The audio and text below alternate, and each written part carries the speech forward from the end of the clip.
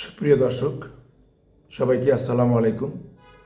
আমরা ঘটে যাওয়া ঘটনা ও বিভিন্ন পত্রপত্রিকার শিরোনাম নিয়ে বিবেকের অনুশাসন থেকে বিশ্লেষণ করে থাকি। এ পর্যায়ে সবাইকেই আমাদের বিবেক বার্তায় স্বাগতম জানাচ্ছি।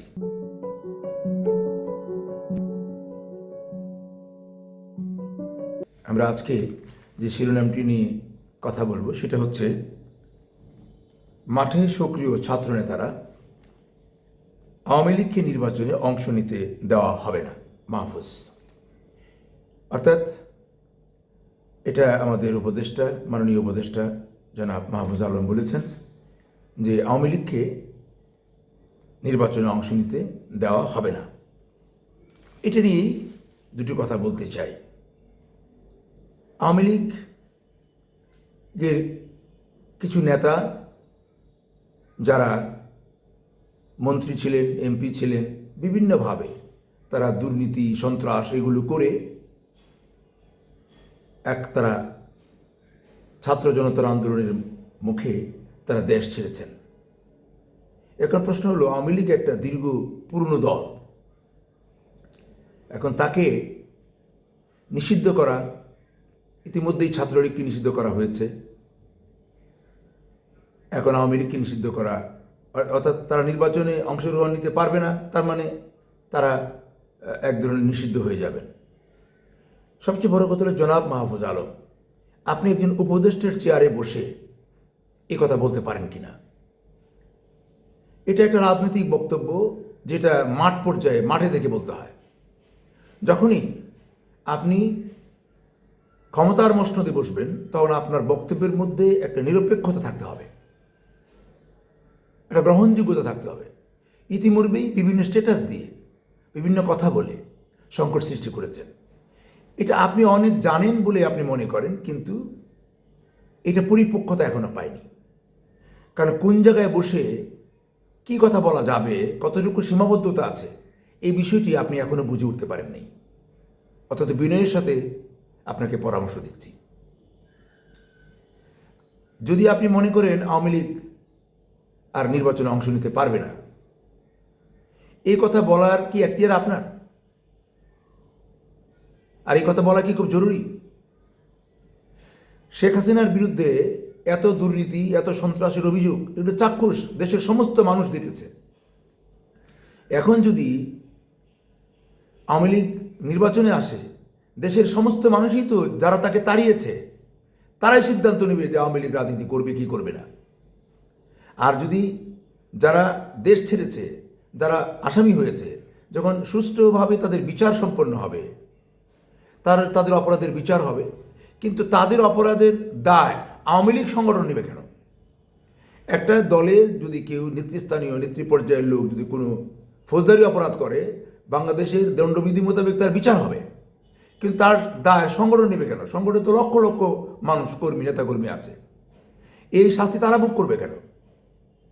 বরং আওয়ামী লীগের উচিত এদের বিরুদ্ধে দলীয় ব্যবস্থা নেওয়া, আর আপনাদের উচিত একটা সুষ্ঠু নির্বাচনের জন্য এই সিদ্ধান্ত।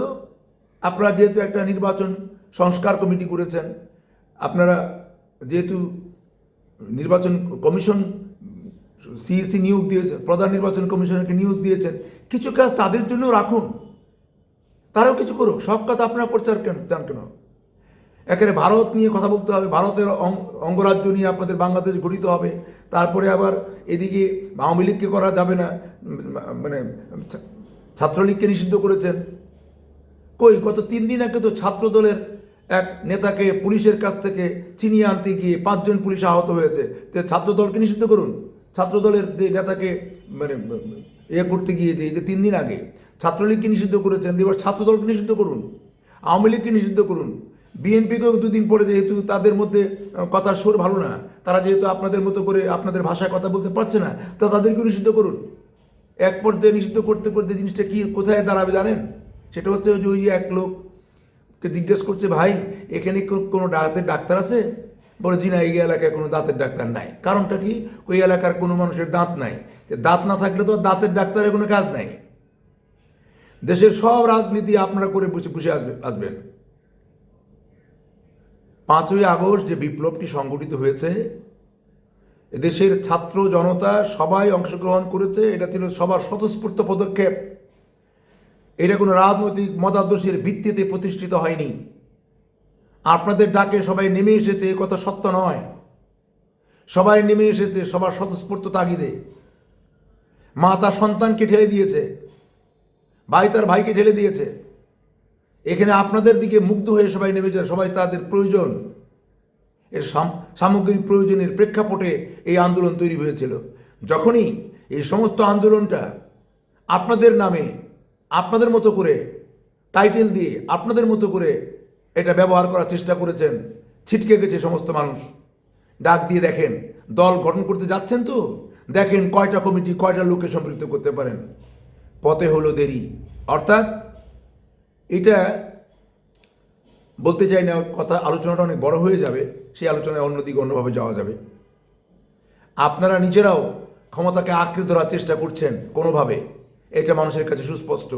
দয়া করে এই কাজটা করবেন না, এর ইতিহাস ভালো না।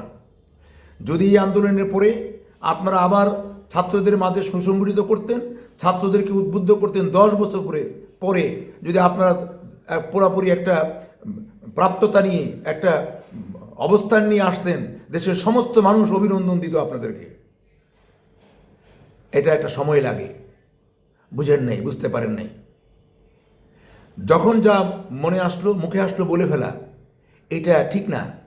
যে কাজটি আপনারা প্রায়শই করে থাকেন, আপনাদের প্রধান উপদেষ্টাকে তোয়াক্কা না করে, কারণ রাজনীতি না করার কারণে এর প্রোটোকলই বুঝেন না।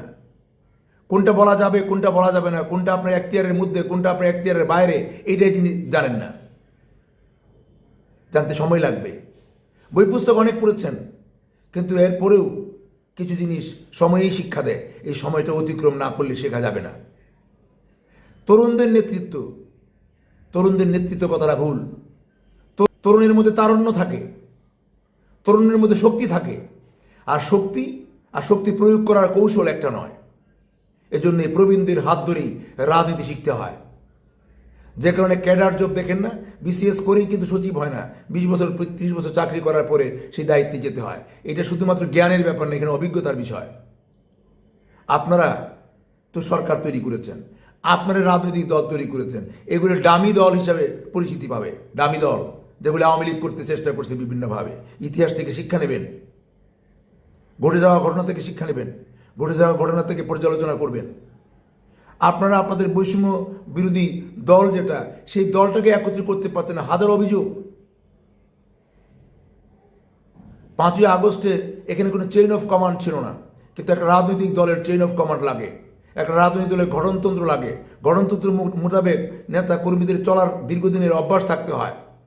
এটা একদিনে হয় না। একদিনে জিনিসটা এরকম হবে, এক লোক তার ছেলেকে এসএসসি পাশ করার পরে কলেজে ভর্তি। সুপ্রিয় দর্শক, একটু জাস্ট একটা ঘটনা বলে নিচ্ছি। ভর্তি যাওয়ার পরে সেই লোকটা মূর্খ, লেখাপড়া জানেন না। ছাত্রের বাবা জিজ্ঞেস করলো, স্যার এই আমার ছেলেটাকে আয়ে ভর্তি করতে এর বেতন কত? বললো 20 টাকা। আর বললো, স্যার বিয়ের বেতন কত? বললো 25 টাকা। বললো, স্যার তাহলে বিয়েই ভর্তি করেন, 5 টাকার জন্য কি আবার আয়ে পড়াবো নাকি? এখন সুপ্রিয় দর্শক বলুন তো, এই ব্যক্তির যে জ্ঞান, যে প্রজ্ঞা, এটা দিয়ে কি করে বোঝানো সম্ভব? সে মনে করে 5 টাকা বেশি দিয়ে বিয়ে ক্লাসে ভর্তি হওয়া যায়। তো প্রশ্নটা হলো যে সময় লাগবে, 2 বছর লেখাপড়া করতে হবে, আবার ওই জায়গায় আসতে হবে, কিন্তু এইটা জ্ঞান তার নাই। তা আপনাদের ব্যাপার হলো, আপনাদের এই 5ই আগস্টের আন্দোলন আপনাদেরকে এত বেশি আত্মবিশ্বাসী করে তুলেছে, এত বেশি আপনাদেরকে দৃঢ় করে তুলেছে, যার নিচে কতটুকু ভিত্তি আছে, কতটুকু সক্ষমতা আছে, এটা যাচাই করার পর্যায়ে যায় না। যাচাই হবে একদিন, কিন্তু সেদিন এই ভুল সংশোধন করার সুযোগ থাকবে না। 21 দিন তাপ দিলে যেটা বাচ্চা ফুটে, সমপরিমাণ তাপ 21 মিনিটে ডিম সিদ্ধ হয়ে যায়। কাজেই আপনারা বাচ্চা ফুটাতে চেয়ে ডিম সিদ্ধ করে ফেলতেছেন। এটাকে লক্ষ্য রাখবেন। সুপ্রিয় দর্শক, ভালো থাকেন সবাই। সবার জন্যই শুভকামনা থাকলো। আসসালামু আলাইকুম।